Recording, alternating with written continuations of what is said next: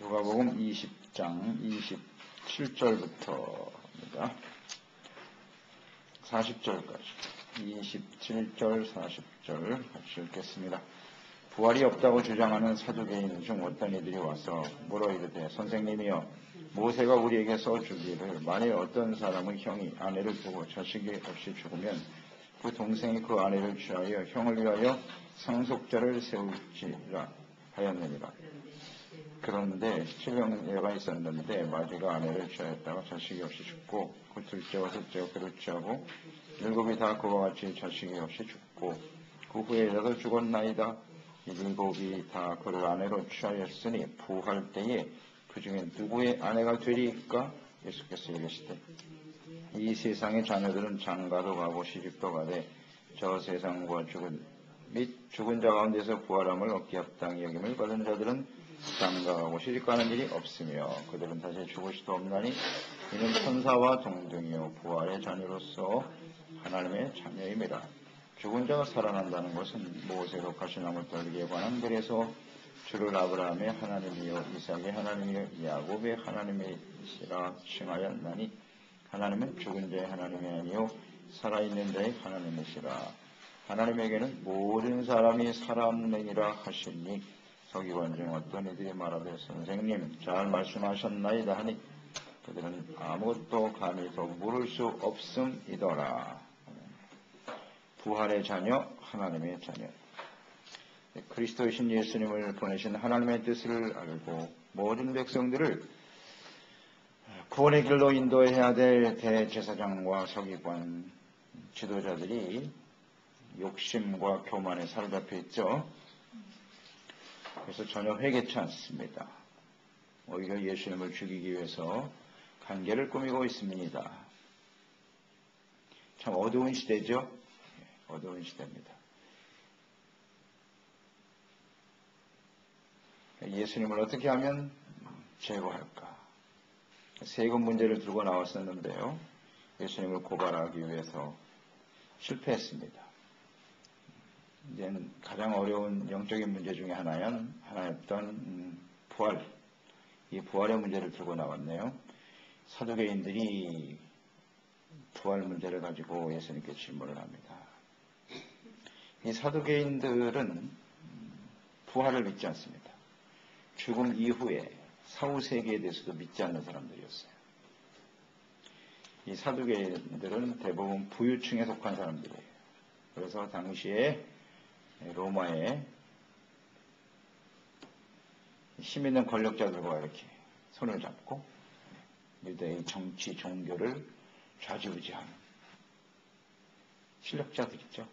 원래 돈 있는 사람들이 언제나 실력자잖아요. 그 사람들이 사두개인들이에요. 근데 이 사람들은 모세 율법은 믿어요. 근데 선지서는 안 믿어요. 그러니까 내세를 전혀 믿지 않는 거죠.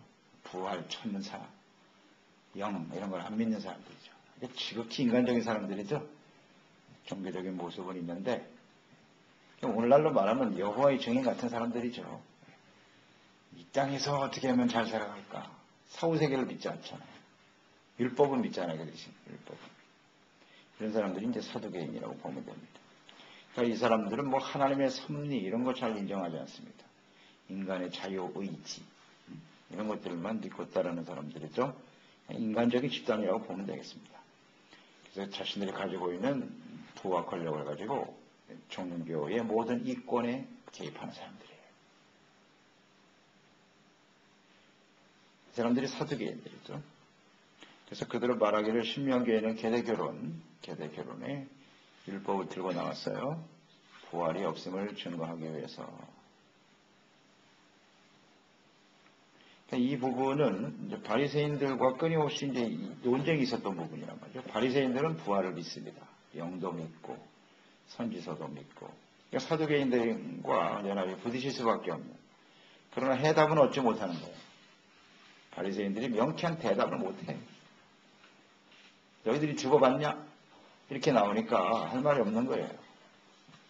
오늘도 마찬가지죠. 뭐 우리가 천국이 있습니다.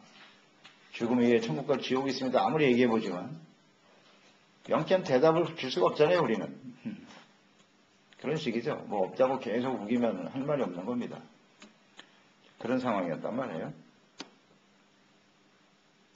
네, 그래서 이제 이 문제를 가지고 나온 거죠. 예수님도 아마 이건 대답을 못 하실 걸. 그래서 예수님을 곤란하게 만들고 사람들로 하여금 예수님이 그리스도가 아니다. 더 이상 따를 필요가 없다고 그렇게 이제 만들기 위해서 이 질문을 한 거죠. 참 어리석은 질문이죠. 하나님 앞에서 예수님이 하나님이신데 하나님께로부터 오신 분인데 이걸 모르겠나?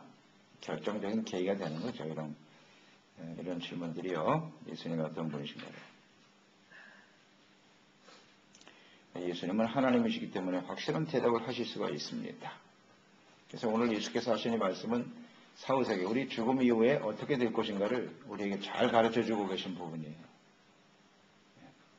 하나님이신 예수님이 하신 말씀이니까 틀림없죠.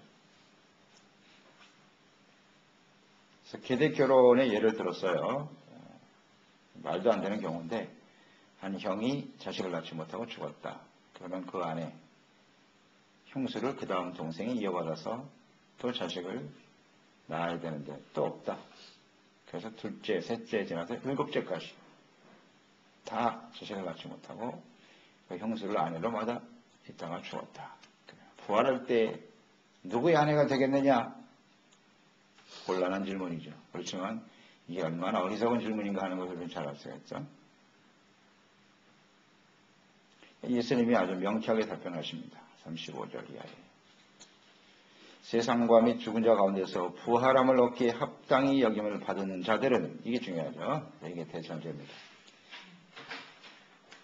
부활함을 얻기에 합당히 여김을 받은 자들은 장가가고 시집가는 일이 없다. 즉 천국에 가면 이 부활함을 얻기에 합당히 여김을 받은 사람들이 천국 들어간 사람들이죠. 천국에서는, 하나님의 나라에서는 장가갈 필요가 없다는 겁니다. 그 몸 자체가 신령한 몸이죠. 그러니까 그들은 사실 죽을 수도 없다 그랬어요. 천사와 동등이고 부활의 자녀로서 하나님의 자녀임이라 이런 말씀하셨네요. 부활의 자녀, 하나님의 자녀. 부활이 있다는 것을 확실하게 이제 주님 말씀하시면서 천사와 같은 모습으로 바뀌는 거죠. 신령한 몸이 되는 거죠. 부활하신 예수님의 모습과 같이, 천사들과 같이 영으로 죽을 수도 없다 그랬어요. 영원히 사는 것. 이게 아주 핵심적인 말씀이시네요. 그러니까 우리가 육체로 죽는 것은 첫 번째 죽음일 뿐이고 그 다음부터 이제 영원한 삶이 열리는 거예요. 영원토록 죽지 않으니까 그 죽지 않은 상태에서 하나님과 함께 영광스러운 모습으로 살아갈 것이냐, 아니면 영원한 지옥에서 끊임없는 고통을 당하며 살아갈 것인가. 죽을 수 없다 그랬으니까요. 그 고통을 당하면서 죽지를 못하는 거라. 이 세상에는 너무 고통스러우면 목숨을 끊잖아요. 내가 이 목숨을 끊으면 이 고통에서 벗어나리라. 오죽하면 죽겠어요. 얼마나 고통스러우면. 응? 그렇잖아요. 그런데 그 죽음 이유가 문제지. 끝일 줄 알았더니 이게 후가 웬일인가. 그 고통이 영원토록 계속되고 있으니 참 안타깝고 불쌍한 사람이 자살하는 사람이에요. 이 세상에 얼마나 힘들면 자살하겠냐고. 그 심정을 당해본 사람 아니면 어찌 알겠습니까? 오죽한 목숨 끊겠어요. 힘들어서. 그런데 웬걸 죽고 나니까 그게 영원히 계속되네. 그 지금 얼마나 지금 고통하고 있겠습니까? 참 제일 불쌍한 사람들이에요. 자살하는 사람들. 그러니까 사후생애를 너무 모르는 거지. 주님께서 이렇게 말씀을 정확하게 해놓으셨는데 영원히 죽을 수도 없다는데 왜 이걸 모르지? 근데 또 예수 믿는 사람도 많아. 자살하는 사람. 교회 다니는데 그 무슨 그 그리스도인이 아니지 그건. 이렇게 하나님의 말씀이 명쾌하게 나와 있는데 사후생애를 아는 사람이 목숨을 끊어? 아이고. 그래서 저는 그런 모습 볼 때마다 너무 안타까워요. 도대체 어떻게 가르쳤길래? 맨날 현실적인 얘기만 하는 거야. 하나님의 말씀을 들을 때 맨날 어떻게 하면 이 세상에서 잘 살까 이런 얘기만 하지 죽은 다음에 어떻게 될 것인가에 대해서 별로 잘 얘기를 안 해요. 그런 얘기 관심이 없어 사람들이. 뭐 다 아는 얘기 하십니까? 다 아는 얘기 아니에요. 이건 실제예요, 실제. 죽었다가 눈 뜨면 영원한 세계가 열리는 건데 이걸 준비를 해야 되지 않을까요? 여러분, 우리 영원한 삶을 믿으시죠? 근데 믿는 것 같은데 또 실제적으로 보면 아니야. 이 세상이 전부인 것처럼 산다고. 언제든지 우리는 이 세상을 떠나야 되는데. 죽은 다음이 영원한 것입니다. 영원한 삶을 중요시 여겨야죠. 그걸 위해서 우리가 어떻게 준비해야 될 것인가가 중요하겠죠. 네. 주님께서 말씀하셨어요. 천국에서는 영원히 살 세상에서는 결혼이나 출산 이런 거 하지 않는다. 필요 없어. 이 세상에서만 하나님이 허용하신 거예요. 생육하고 번성하라고 하신 창세의 사람을 만드신 하나님의 뜻을 이루기 위해서 이 땅에 많은 사람들이 번성하여 하나님의 자녀로 하나님의 자신을 받고 은혜와 축복을 누리며 살아가게 하시기 위해서 육체가 있으니까 출산을 허용하신 거지. 천국에서는 그럴 필요가 없어요. 영이니까. 아주 분명하게 말씀하셨네. 결혼 필요 없다. 천사와 동등한 모습으로, 천사와 같은 모습으로 살아가게 될 것이다.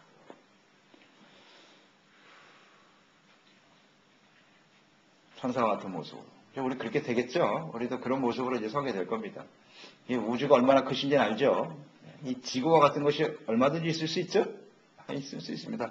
다른 데도 얼마든지 존재하는 거예요. 근데 천사들이 여기까지 오잖아요, 지금. 하나님 명을 받으면, 구약 성경에 보세요. 천사들이 직접 인간의 역사에 개입하는 모습들이 수없이 나오죠? 우리가 그런 일을 하는 거예요, 이제. 하나님의 자녀가 되면. 너는 이쪽을 다스려라. 예, 알겠습니다. 마음만 먹으면 어디든지 갈 수 있는. 이런 모습으로 영광스러운 모습으로 바뀐다고요. 주님이 아주 정확하게 말씀하십니다. 천사들과 동등이다. 그런 모습으로 살게 될 것이다. 근데 문제는 부활의 자녀, 하나님의 자녀라는 말씀하셨네요. 부활의 자녀 이퀄 하나님의 자녀. 부활이 없는 사람은 하나님의 자녀가 아니에요. 바꿔서 얘기하면 하나님의 자녀는 부활의 자녀인 거예요. 그러니까 이 땅에서 하나님의 자녀가 된 사람은 반드시 부활의 모습으로 주님을 맞이하게 되겠죠. 부활의 자녀, 하나님의 자녀. 또 부활의 합당히 여김을 받은 자. 오늘 이게 핵심적인 단어네요. 우리는 부활에 합당한 자입니까? 부활에 합당한 자는 어떤 사람? 하나님의 자녀. 우리가 요즘 요한일서에서 말씀 나누고 있잖아요. 하나님의 자녀는 어떤 사람이냐? 그게 매우 중요한 거예요. 그 자녀의 의미를 똑바로 알아야죠. 하나님의 자녀는 이런 사람이다. 그런 사람이 부활의 자녀예요.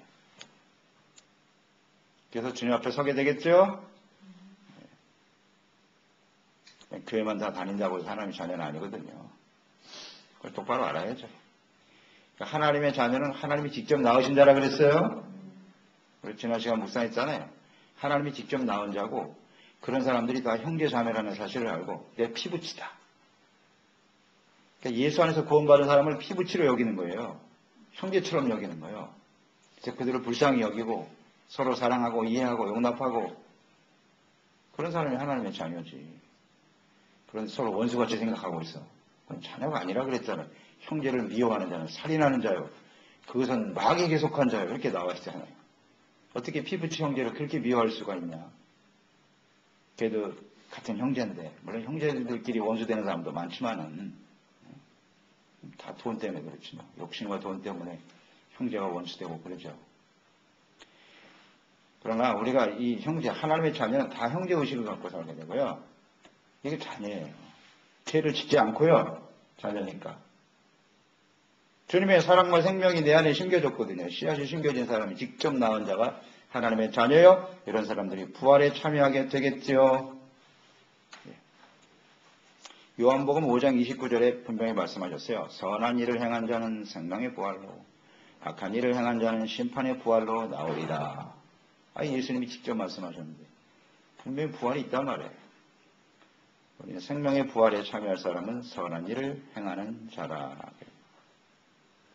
선한 일이란 늘 하나님 앞에 겸손하고 의와 거룩함과 진실함을 따르고 하나님의 자녀로 사는 거예요. 하나님을 닮아가고. 하나님의 자녀는 하나님을 닮아가기를 소망하는 사람이라 그랬죠. 근데 이런 사람들이죠. 이런 사람들이 부활의 자녀로 하나님 앞에 서게 되겠죠. 로마서 8장 13절로 14절에 말씀하셨죠. 너희가 육신대로 살면 반드시 죽을 것이로되 이 죽음은 이제 하나님과 상관없는 심판의 부활로 나올 사람들이죠. 그러니까 육체를 따라 사는 사람은 죽는데 영으로서 몸의 행실을 죽이면 이게 핵심이죠. 영으로서 몸의 행실을 죽이면 살 것이다. 이게 부활이란 말이죠. 생명의 부활이에요. 그래서 무릇 하나님의 영으로 인도함을 받는 그 사람이 곧 하나님의 아들이다. 이렇게 나와 있네요.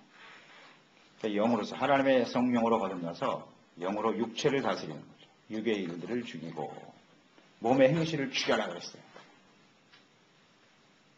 몸의 행실을 죽인다는 게 무슨 뜻일까요? 어떻게 하는 것이 몸의 행실을 죽이는 거죠?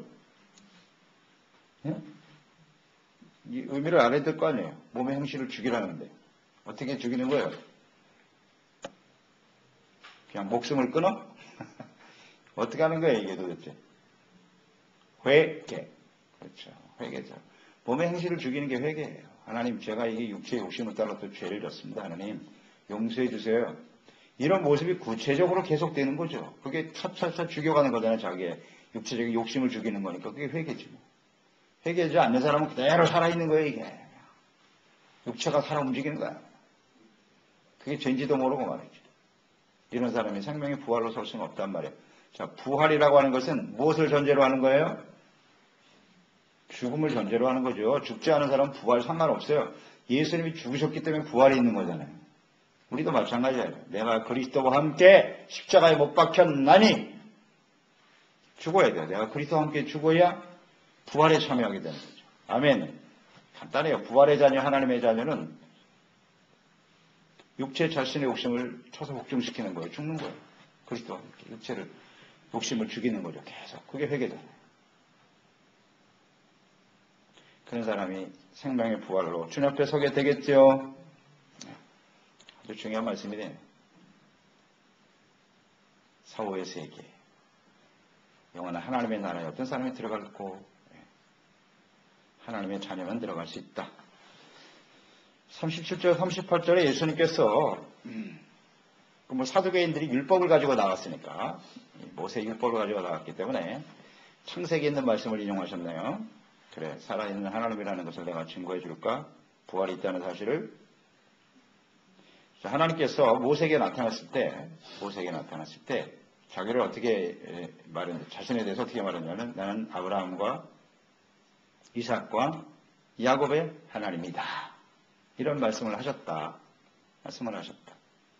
그 하나님이 지금 내 앞에 서 있는 거다. 이렇게 말씀을 하셨는데 그때의 그 시대가 다 현재예요. 현재. 과거에 있었던 아브라함, 이삭, 야곱이 아니라 지금 내 앞에 살아있는 아브라함, 야곱, 이삭, 야곱의 하나님이야. 이런 말씀이셨어요. 네, 이 말씀을 들으면서 굉장히 충격적이었죠. 내가 어떻게 이런 말씀을 하시지? 그건 우리 옛날 죽은 우리 조상들인데. 근데 그들이 내 앞에 살아있다는 뜻이에요. 그 말 자체가. 지금도 살아있는 그들의 하나님이다. 그렇게 하신 말씀의 의미라는 것, 이 말씀을 인용했을 때요, 사두개인들은 그 말의 의미가 뭔지를 알고 있었어요. 다 현재 시제로 기록이 되어 있기 때문에 너 이거 읽어보지 못했니? 이게 무슨 뜻인지 모르겠어? 라고 말씀하십니다. 예수님. 그 당시 이 말을 들었을 때 바리새인들은 그걸 알죠. 문장을 이해할 수 있으니까요. 아, 하나님 앞에 살아있는 사람들의 하나님이라고 하셨구나. 그래, 하나님 말씀 그대로야. 무슨 뜻이냐? 이미 오래전에 죽었던 조상들이 지금 하나님 앞에 살아있다는 말 아니겠느냐? 그걸 이해 못하겠어? 라는 말씀이죠. 그러니까 더 이상 할 말이 없는 거죠. 그러면서 뭐라고 말씀하셨어요? 하나님 앞에는 모든 사람들이 38절 하나님에게는 모든 사람이 살아있느니라. 모든 사람이 살아있어요. 하나님 앞에서. 여러분 이걸 믿으시죠? 우린 증거가 있잖아요. 네, 증거. 예수님은 살아계실 때 이런 증거를 보여주셨어요? 안 보여주셨어요? 모든 사람들이 하나님 앞에 살아있다는 사실. 어디에서 보여주셨죠? 기억나십니까? 죽은 자가 살아있다는 증거가 어디 있었죠? 변화산에서 나타났잖아요. 변화산에. 베드로와 야고보 요한 데리고 올라갔는데 거기 누가 나타났어요? 모세와 엘리야가 나타났잖아요. 그걸 보고 그냥 이 베드로가 얼마나 은혜를 받았는지 초막 셋을 짓고 여기서 같이 살자고. 실제입니다. 그게 실제 눈으로 봤어요. 꿈꾼 게 아니에요. 증인이잖아요. 아, 엘리야도 살아있고 모세도 살아있구나. 아직. 그러니까 예수님께 와서 예수님과 함께 이제 예루살렘에서 별세하실 것을 말씀하셨다라고 했잖아요. 예수님 아직 부활하시기 직전에 보여주신 내용이고요. 그 다음엔 어때요? 부활이 있다는 사실을 이제 모든 사람이 알게 됐죠? 예, 직접 부활하셨잖아요, 예수님께서. 죽은 자들 가운데 부활, 그걸 못 믿었어요, 제자들은 사실은. 예수님께서 계시는 동안에 내가 고난받고 3일 만에 다시 살아날 것을 여러 번 말씀하셨으나 제자들은 그걸 믿지 못했잖아요. 예수님이 죽으시고 그걸로 끝이라고 생각했고. 막달라 마리아가 가서 부활의 예수님, 그 역시 마리아도 못 믿었어요. 깜짝 놀랐죠. 정말 부활하셨는가? 부활의 주님을 만나고 나가서 전했을 때 제자들 역시 어떻게 그런 일이 있어? 안 믿어요. 예수님이 직접 나타나심으로써 제자들을 부활의 증인으로 삼으신 거죠? 예, 이제 우리는 그걸 확실히 알죠. 그게 사실이니까요. 부활이 있습니다. 확실하게 보여주셨죠. 그 다음에 가장 당황스러워했던 사람들이 사두개인들이었겠죠. 예수님이 부활하신 사실에 대해서 막 증거되기 시작하니까 그냥 완전히 무너진 거죠. 그냥 어떻게 해서든지 이걸 틀어막아야 된다. 그때 권력자가 누구냐? 이 사두개인들이고 정적인 힘과 부를 가지고 있었기 때문에 이걸 가로막기 위해서 최선을 다했겠죠. 예수님의 부활의 소식을. 그 상황이 그렇다고요. 그러나 진리를 막을 수가 있나? 막을 수가 없는 거죠. 그래서 주님의 복음이 땅끝까지 전파되는 거예요. 그러니까 복음의 핵심은 뭐예요? 죽음과 부활입니다. 그러니까 예수 그리스도와 함께 십자가를 지고 하나님의 자녀로서 주님을 따르다가 그게 좁은 문이죠. 좁은 문으로 가야 돼요. 하나님의 말씀을 쫓아 순종하는 좁은 길로 가면 늘 회개하는 마음으로 육체를 죽이는 거죠. 끊임없이 육체의 욕심을 죽이면서 회개하는 주님을 따르는 사람들이 부활의 모습으로 주님 앞에 서게 되겠죠. 내 아버지의 뜻대로 행하는 자라야 앞으로 가리라. 그게 선한 일이에요. 내 뜻대로 사는 인생이 아니라 아버지의 뜻대로 사는 인생. 그게 선한 일입니다. 아주 단순하고 간단한 문제예요. 우리가 인생을 마감할 때 주님께서 평가를 그렇게 하시는 거예요. 내 자신도 그렇게 생각해 보면 돼요. 내가 하나님의 뜻대로 살았느냐, 나의 뜻을 이루기 위해서 살았느냐. 간단하죠. 하나님의 뜻, 내가 거룩함과 진실함으로 하나님의 나라를 이 땅에 이루기 위해서. 우리 기도의 초점을 보면 알아요. 그 우리의 인생이라고 그게. 분명 주님께서는 하나님의 뜻이 이루어지고 주님의 나라가 임하고 하나님의 이름이 그렇게 여김을 받도록 기도하라 하셨잖아요. 그게 정말 우리의 기도 제목인가? 그것을 위해서 끊임없이 살아오고 있나? 그게 우리의 삶의 우선순위인가? 이 문제 아니겠어요? 이런 사람은 끊임없이 기도할 수밖에 없겠죠? 예. 나의 문제를 가지고 기도하는 사람은 기도하다가 끝, 중단이에요. 문제가 해결되거나 안 되면 실망하고 낙심하고 나가 떨어지거나. 둘 중에 하나겠죠. 그러나 하나님의 뜻을 이루고 하나님의 나라를 위해서 기도해야 될 사람은 천국 갈 때까지 계속하는 거예요. 아멘이죠. 하나님의 뜻이 계속 이루어져야 되니까. 이것이 우리의 삶의 대단히 중요한 모습이에요. 잘 생각해야 합니다. 하나님의 뜻을 이루기 위해 살았느냐, 나의 뜻을 이루기 위해서 살았느냐. 하나님의 뜻을 행한 사람이 하나님의 자녀요. 그 사람들은 부활의 모습으로 영광스러운 모습으로 주님을 맞이하게 될 것입니다. 기도하겠습니다. 하나님 아버지, 예수 그리스도로 말미암아 우리가 죄사함 받고 용서받고 의롭다함을 얻고 하나님의 자녀가 되게 하신 것 감사합니다.